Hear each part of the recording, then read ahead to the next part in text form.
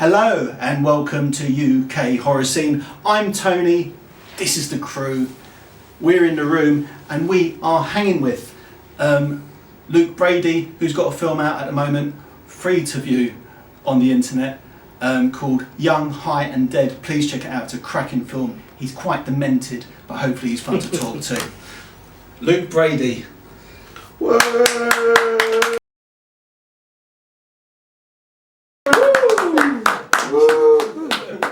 They have to be encouraged because they don't get paid. Yeah, right, anyway, right, so you've got a film out, it's free online at the moment. Called, well, tell us about it, man. Tell us about your film. Yeah, so it's called Young, High and Dead. It was my debut feature film. I think it was 7 years in the making. So as an independent film, it was a slog, but a passion project. One that I started writing in 2007. That's how long ago it was. And then it went into production in 2010. Completed out post-production in 2013, an unlucky year, don't complete a film on the, on the 13 number. And then literally I spent the past 2 years, 2 and a bit years now, just tinkering and self-distributing and learning about the business side of the industry. So I sort of decided that one of the main things I want to do with this particular project is to sort of put it out there. Just let's see let it find an audience and stuff, and it's also sort of acts as a kind of prequel to my current project, which is called The High Ridge Massacre, which is basically a follow-up film. More blood, more gore, nice. More chaos, more drugs. Because there is a lot of chopping up in the film. Yeah, and you actually George Lucas'd your film as well, didn't you? Yeah, we did. We did loads of sort of things. There's loads of nods and sort of, we pay homage to lots of filmmakers, lots of independent filmmakers, lots of horror genre filmmakers. We did a lot of stuff that Sam Raimi did, like a lot of shemping that people aren't probably aware of, which involved me strapping cameras to my heads, donning clothes of some of the actors and just getting sort of side shots of legs and things like that. So we did lots of. We did lots of different things to sort of nod towards, I suppose, inspirational kind of films and filmmakers. Because it changed shape as well, didn't it, your film? Because I know that your original version, I'm guessing it was a lot longer. Yeah. But because I saw your English video on YouTube, and like you're talking about how you had to cut it down, you took in a lot of the feedback because you got good reviews. Yes. And then you got some. Less good reviews, and you took all that on board, which obviously as a filmmaker it's hard, man, because you take it all personally, but and it's hard not to take it personal, especially when it's your baby and you've got it's completely your creature, you've written it and you directed it yourself, and so like everything on the screen is pretty much what you wanted and like your words. And then to have negative, it's like even though you know everybody's not going to love it. Yeah, of course. I mean, you sort of like. No filmmaker is naive to that. You don't expect everyone to love your project, but there is a huge sense of pride because so much, especially on an independent project like that, where a lot of blood, sweat, and tears. I do mean blood and tears and sweat went into that. Like it took such a long time to make. With such limited resources, and every filmmaker will complain that they never have enough money and time. Yeah, but you had a tiny budget. We had a tiny budget. What was it, $5,500 or something? It was $5,500 production. Yeah.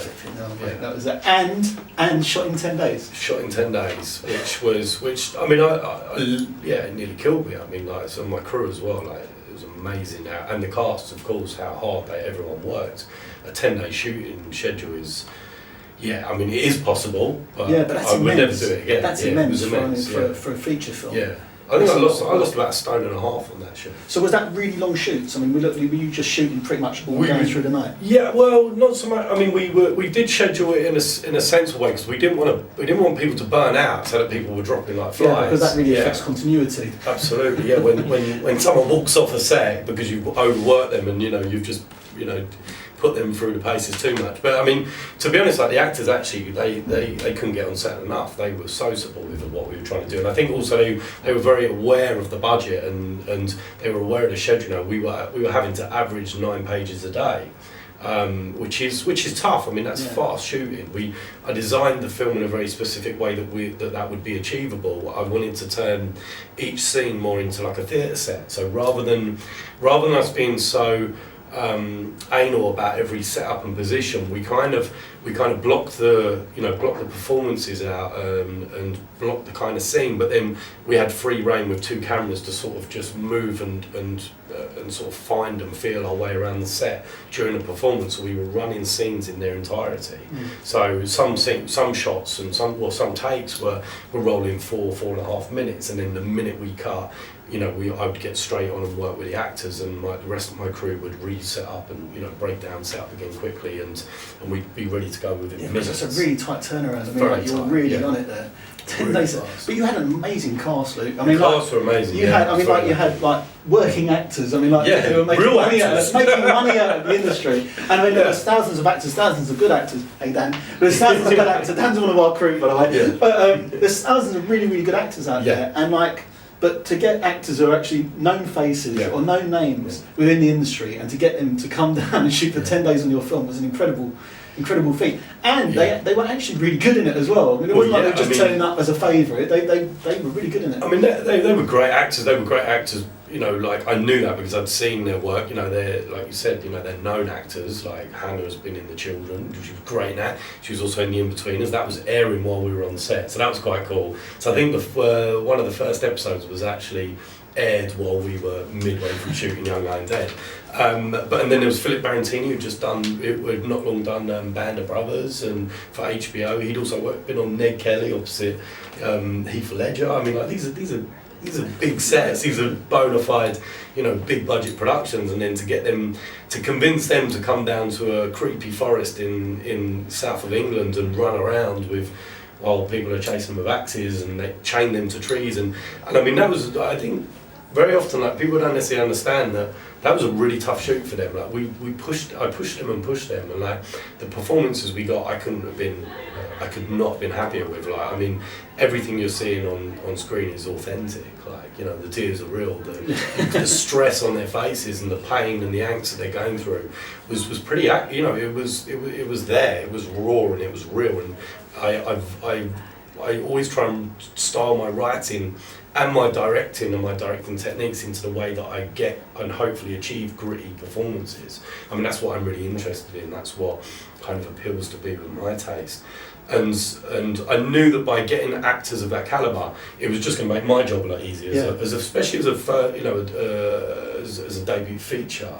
I'd done directing and various different things, but this was my first feature film, so it was critical that I was able to work with actors who I knew could turn the performance on a lot quicker, but more importantly that they were able to work within a really within that time frame, that pressure. Louisa Lytton had done Casualty in the BBC EastEnders, so she was used to working really quickly, as were the others, so I was very lucky to have them because of their TV experience. It was a really good cast, and I think the thing about the film is that it is a familiar trope. The camping trip goes wrong, and you go into it, but it doesn't feel like you've seen it before. That's what I quite. No, it doesn't. Yeah. It feels really fresh. Yeah. And I think a lot of that goes down to, to credit you, it goes down to the writing and the directing. Yeah. And obviously, it's harder to do a good directing job when you're working on such a tight schedule, and you know that you're putting these poor actors through the paces, and they're helping out, and so you feel that really conscious of affecting other people. It's not. When it's you think, well, it's my fault. I put myself here. But your head's on the block. But to get great performances like that on such a tight shoot, and to make it feel original. That's a real feat, and it is a really. I'm not just saying that because you said it. No, I really enjoyed it. I was really worried, but when I watched it, I thought, oh man, am I going to like this film? And I looked at the cast, and I thought, flipping, no, he got a good cast there. Well, I can't really look at the kind of the brief synopsis and the tagline or the outline or whatever you want to call it, and or even if you look at the artwork and stuff, like you said, it's trope. It's been done a million times before, and most people seeing or hearing or looking at that are going to go, you're seeing something in a very familiar wrapping, and you undo it. You're not expecting any kind of surprise. You kind of think what's in the box. Yeah. And that's one thing that I deliberately did, but that's not to say I wasn't extremely nervous and concerned and worried, because that was a huge. That kind of hung over me, I suppose, like a dark cloud throughout the entire piece, where it's like, this is about as cliche as it gets. This is young teenagers camping with axes in a forest with an nutter. It's painted by numbers, it's right by numbers, but obviously, you know, I didn't want to just do something that simplistic, and I liked to, you know, like my skill set lies in various different areas, but my, you know, with writing, people don't necessarily understand that script was drafted for 18 months. I draft my scripts probably more than most writers. Yeah. Like every draft goes up an increment of 0.1, so I start with like 0.1 and I go up 0.2 for every single draft. So by the time, I think after about 12 months, I was up to 2.4, so I'd redrafted the whole script 24 times. And I think Young Hindhead got up to something like 3.3, so that's 33 drafts. That's it. And that's not just doing a little tweak here and a little tweak there. They are huge kind of major structural changes and huge character developments and things like that. So like I worked that script. Not to reveal too much of my technique, but deliberately to bury a hell of a lot of subtext and an awful lot of narrative. And that is something that's quite noticeable, because I don't, as an audience, I didn't feel like I was being patronised. I didn't feel like stuff was being explained to me, because you don't want to know much about your antagonist. You don't need to know about it. He's a fucking nutter. Am I allowed to swear on this? I don't even know. Yeah, we can swear. Fuck it. Yeah. If they watch Young Hindhead, they're going to hear worse words. Yeah, exactly. Not worse. But I didn't feel like it was explained, and sometimes that's something I really hate. Sometimes, like you feel like we need to know everything about. We need to know about their inner turmoil. Yeah. We need to know what they're going through. Yeah. We need to know. I don't fucking care, man. He's a killer. He's got to kill people. We don't need to know their background. We don't need to know their origin story. And I think that's something I really liked, because I never felt like I was missing something. I just felt like, and it was mysterious enough, and there was a nice little twist in there. Yeah. It's a really fun film. And when you look at it, and it's a British film, and of course you think, oh, British filmmakers out there doing stuff. And the only frustration that I find is that you're not getting enough recognition for it. Oh, thank you. Yeah, that's something I share. I thought you might find that. I watched Pieces the other day, do you know what? And like I haven't seen that in so many years, and do you know what? That was exactly. It was one of them films like where I watched it, and like right at the beginning, there's like so much exposition about the filmmakers, and I love that film. It's hilarious. And they're going to such lengths to explain and justify this maniac right off the bat from the very beginning. That it takes away the mystery, and like I think slasher films are very difficult to make scary. They're not scary films. Like I don't think they're there to provoke that emotion solely. And certainly they don't do that when you explain everything, because then you almost justify the antagonist, and also, especially when your protagonist, which in slasher films by general rule of thumb are ditzy, annoying and drive you kind of mad, I wanted to sort of flip both of them kind of things on their head. And my next film, High Ridge, goes even further with that, in the sense where, like I've gone even further away from having, I didn't want Louisa and Hannah, who played Kate and Jenny in Young Hindhead, to be running around screaming with their boobs out. Like that's... Like, not that there's anything wrong with that, but it's, because... No, I mean, as long as it has artistic integrity. Well, to the other side, the story. One of the problems I had with Young Hindhead, just going to that last point that you made so rightly, is that one of the big issues I had was that I was, there's several reasons why the film didn't sell, but one of the main issues that kept coming up again and again was that sales reps and sales agents said there's no nudity in it. If you'd had Hannah or Louisa getting half naked, we'd sell it. And they shifted by the bucket load. Like, that's such a shame. It's shocking. It's the year 2015, and what is our business still relying on young actresses having to get their breasts out? I mean that's not my decision. I can't make that decision. But it is a shame. I mean, because it's. Because the film is good, and it's so much better than a lot of the products. And Hannah and Louisa are great actresses. They are really. And they shouldn't have to get naked to sell units. I find that ludicrous, and I feel.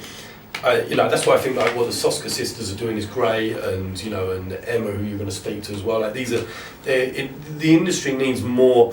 More champions, like from all different areas and backgrounds, and from like diversity across the board, because I think when we do that, we put down the drawbridges, and we expand the kind of the area, and we build the land of the horror genre bigger and wider, which it needs. I mean, like the horror genre is extremely, like, horror fans are amazing, they're the best out there by far, the genre is so much fun, but I think we're kind of at a really exciting time where I do feel like the horror genre is expanding into other sub-genres. You know, like, there's been some really exciting kind of stuff happening recently, like on the mainstream as well as on the underground circuit, and like there's so many places that I personally want to explore. I've got so many ideas where I want to go. Like, there's some really fucked up things that I've got down in my kind of career line where I want to go, and I think for that all to happen, both the audience and the industry has to embrace, you know, kind of like how we don't want to still be making the same type of films we were making in the 70s. Not, you know, I'm a huge fan of 70s horror and all the subgenres that went in that, and going further back and all that, you know, right up to sort of like the Scream, Wes Craven's Scream and things like that. But it just feels over the past sort of decade for me, or certainly since I've been since my career, I've been working at that like the horror genre has kind of sort of shriveled up. Certainly on the independent level, like it's kind of the mainstream's kind of taken over, and it's become very franchise driven, which is a shame. And again, it's like they just don't get it. They don't get what made it popular in the first place. Like, they remake Nightmare on Elm Street, but they don't get that we liked Robert Englund as Freddy. That's what made Nightmare on Elm Street. That's why they got the sequels.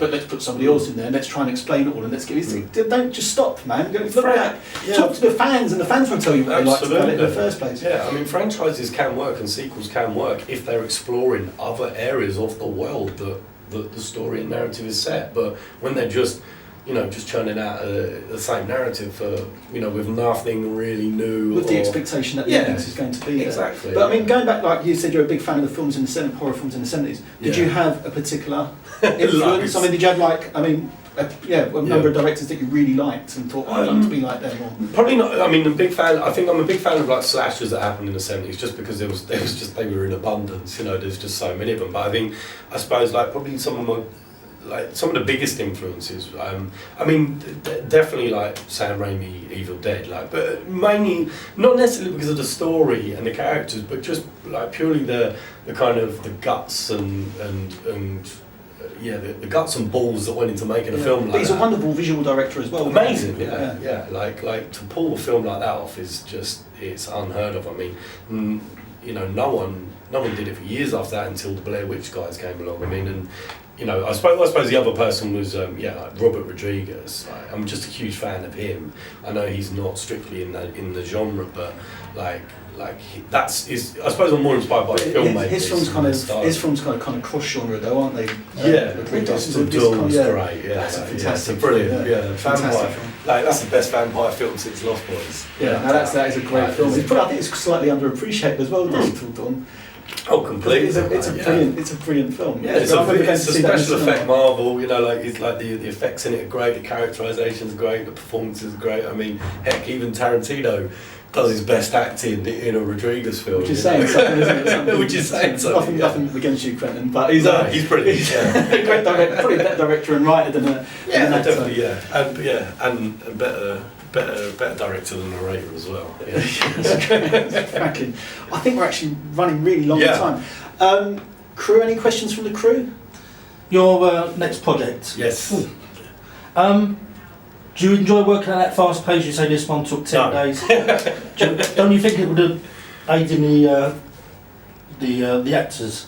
Does it aid the actors to perform like that? Well, do you know what I mean? This particular project, the actors loved it because we designed it I designed it to be shot like a theatre set. And they all felt like when they turned up on set, there was we had such minimum crew and equipment that they literally felt it was like theatre. We were running scenes in such long duration. So the speed of it. I mean, the only thing that I regret is that like all filmmakers is that when you're under that the clock is ticking. And you've got so many pages to get through. Is that you are sort of.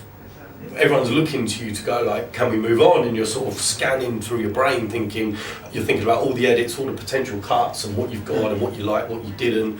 You're trying to piece it together in your head, you're trying to do your own dailies and editing in your head, within seconds. So like you would always just want extra time just to be able to go through the rushes properly and check to make sure that you've got everything, because once you've packed up and everyone's gone home, and everyone's off the set for good, it's virtually impossible to get people back out again to do them pickups or to reshoot stuff. It's impossible unless you've got money. So like I would always want more time purely for my own selfish reasons. I don't think the actors needed any more time at all. I did though. I think I think I could have benefited from that, just purely for my own selfish reasons. No, I mean I don't think they let you down at all. No, not at all. The performance was really, really solid, especially for. I mean, it's hard to get good actors in a low budget film, and or a whole cast of good actors. You might get one or two, and then you think, the others are a little bit struggling because you just want to fill it out really. Yeah, but to get such a strong cast. Was an amazing. I mean, I really like. I know watching the performances, because obviously if you get the dud performance, it can really affect the film. Yeah. Oh, completely. Like a dud script or anything, you need the whole thing to come together to make it what it is. There's not one line or one bit of performance in there that I regret or dislike. There's everything that and to be honest, there was so much stuff left on the cutting room floor that I wanted to keep in it. I mean, the original version was longer purely for that reason, because the guys were so consistent and so solid in what they did. And for me, one of the hardest things, and this is the biggest challenge of any independent filmmaker, is that and you don't ever want to always revert back to the excuse, we've got no money, we've got no time. I mean, they're complaints that every filmmaker makes. I think you've got to make you've got to accommodate that, haven't you? When you're going to making a film. I think you have to deal with it, and I think more importantly, you have to celebrate it. I mean, that's what I'm trying to do. The last project I recently just shot, come off the set. Already the production value was up. There was way more crew and cast for a much smaller project, essentially, less pages, but you're always trying to build up. But in the same token, it's as an independent filmmaker, you can't use them excuses, because if you're going to compete on the main stage, you've got to compete with the big boys, and who are out there with endless buckets of cash. And is it a very different creature to what you envisioned when you started writing it? Oh my God, yeah. I mean, you think you know what you're doing, and you think you know everything about the business. I mean, I'd like to think that, I've matured, the Young Hand Dead in particular, and the aftermath, particularly going through the self-distribution aspect here, and receiving all the reviews and the criticism, that's matured me, not just as a filmmaker, but as a person as well. I feel like it's made me grow up and just be a bit more wiser and a lot more. I'm so grateful for anyone to watch my film. I don't expect to make money out of my art. That's a bonus for me. I hope I do, and I hope people do enjoy it, and it builds enough of a following or audience so that I can do more. That's the only reason I would want money. It's not to run off and live in the Caribbean. Just enough to get by. Yeah, I've known that is not what it's about. If I could make more films on a more regular basis, that I'd be happy. That's the dream. That's the goal. Because and even if that means having to work with constraints, like you said, I'd happily do it again and again.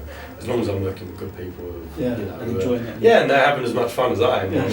I was joking with the makeup girl earlier, and she was just saying what she does. She works with young offenders, but that's her job. That's amazing. Making films, is we're not saving lives or changing lives in that respect. We're working in the arts. It's fun. I know the horror genre is controversial for various reasons, but we're not directly affecting and influencing people in that respect. We don't have an impact like that. So we have to be really grateful for I'm so grateful for every second I'm on set. The last shoot, I was just beaming from ear to ear, just smiling and trying to enjoy every second, even when it's fraught and busy and stressful. It's just still trying to enjoy it, because you just know that, you don't know when the next time you're going to be back on set, or, so, yeah. Oh man, we could talk for so long. I know. I'd love to talk more about the community as well. Sound, you got any questions? Hi there, big time fan. Thank you. I was just wondering, by the way, Mr. Mirabelle 5 years in a row, we're talking to. I was just wondering, have you thought about, or are you thinking about putting your movies in VR, as that's a new technology that's out and about? Oh yeah, oh man, I'm so glad you brought that up, my God. So if there's one thing that I'm wasting an awful amount of time on, it's Googling and researching virtual reality. I'm obsessed with it. So's Ivan actually, the sound guy. My God, I am so, I'm a real geek. Like any technology and things like that, I geek out. Especially and mixed horror. I mean, honestly, like there is not a better genre that's going to work with VR. Like let's be honest. Like, and my only concern is the logistics, because I've watched a few filmmakers and how they're doing it, and it's not straightforward. It's a very complicated thing to purely because of the cameras looking in every direction. So it's like where do you put your lights? Where do you put your microphone? Like all these kind of things. Where does the director stand or watch? There's all them kind of things. But I just want money and access to the equipment, and I will make the most fucked up VR experience horror without a doubt. Like I've got so many ideas for that. I mean, I made them 2-dimensionally to start with. There's one that I just wouldn't want to do unless it was VR, basically. And it's so bad. Like, honestly, it would just be. That would be a game changer. I think that would. I've got to say, having seen Young, High and Dead, could you imagine? I'd look very much forward to seeing I'll take people to hell and back. Screwy shit you come up with. Yeah, it would be. Yeah, you are quite demented when it comes to filmmaking. Yeah, it's great. Don't get me wrong, but that's the kind of thing. My wife is often concerned because I listen to all sorts of music and that, but if I'm writing, I like to listen to classical music. So I'm writing horror, listening to classical music, because I just think them two kind of things fit for me. And so sometimes I'll just walk in a front room with a prop that I made, like a shotgun. And the other day I walked in with I went, "What do you think?" She nearly had a heart attack. So I just walked in with a gun. She just thought I was going to blow her brains out. So VR all the way. My God, yeah, he's I'm so excited. Yeah, I mean. Yeah, I'm just waiting for the equipment's expensive at the moment, isn't it? It's very expensive, and there's nothing really out there that's been really tried and tested. And of course, we're still waiting. It's that chicken and the egg. Who moves forwards first? Is the audience? I mean, the gaming industry is already kind of stepping that way, and filmmakers we're competing against the gaming industry, so we've got to be able to deliver. Not just shoot something in VR because it's a new technology, but actually embrace that technology and have a reason as to why you were shooting it. I mean, so that's always the scariest bit. They don't always know how to properly embrace absolutely, it. Yeah. Right, hang on. Yeah. Antoine, our French cameraman. Yes. Hi, I love your movie. Thank you. What would you advise for someone want to make a movie, a new filmmaker? Yeah. What would you be your tips or advice? Do you mean like getting it all moving and off the ground? Yeah, exactly. For someone never made a movie before and he wants to become a new. Those things that I think before you do it, the best advice I can give is no matter how great you think the script is and how much you love it, is definitely give it to someone who's not your brother or sister or boyfriend or girlfriend who's gonna give you a completely false response. Not necessarily critique it right, but is to draft the hell out of it. Like literally, when you think it's ready, draft it for another year and get it. Don't just have a great script. Don't just have a good script. Have a great script. One of the reasons I got Louisa and Hannah and that was because my script, touched wood, or I deemed it and they deemed it was good, and it allowed me to get access to the agents didn't put it at the bottom of the pile. That's because they liked the script. So the script is key. Once you have got the script and it is even remotely near an actor with influence, then you go get money, and that's the hardest thing for filmmakers. But for me, the technology now, it's changed so much. When I started Young, High and Dead, DSLRs didn't exist, iTunes didn't exist, Netflix didn't exist over here. The DVD market was what I was designing my film for, back then. DSLRs was so new, no one was making videos on them. By the time I finished the film, the whole industry had changed. The technology had changed, 4K and everything. So, you've got to be quick, is the point of what I'm saying. So, if it was me, I would go find the location. The two most important things are location and cast. Everything else can go to hell. If you screw up on the lighting, or other things, the audience will forgive you. But as long as you've got a great location and cast, and obviously sound is critical. Yeah. They're the three main things. Once you've got that location, in that location, I go knocking on every single door. If you're shooting, I don't know, even if it's a coming of age story and you're shooting in a local area, I don't know, your local town, I go knocking on every single business, every independent business, tell them what you're doing, tell them that you'll shoot with their permission, their shop, and you're just asking for a small contribution. It's a hustle, independent filmmaking. I'm not saying I'm good at getting money, because I'm the worst person, but do Kickstarter, Indiegogo, whatever you got to do, but you have to put the work in. I think so very often filmmakers just want to get on set. Filmmaking is that much. Actually making a film, pre-production is this, post-production is this. The scale of the timeline from when you start to where you finish the actual with a camera, it's that much. So you have to put all your energies into the other areas, and that, I mean, that's the best advice I can give is not focus too much on the filming side of it. You know, that will come.